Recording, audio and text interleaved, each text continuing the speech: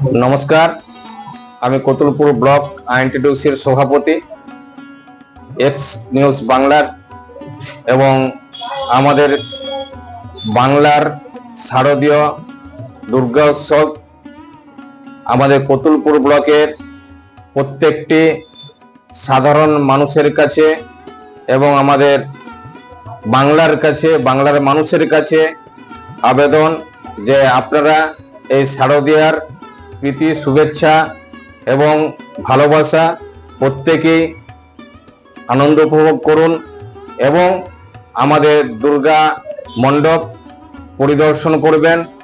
আগাম শারদীয়া দীপাবলির শুভেচ্ছা জানাই।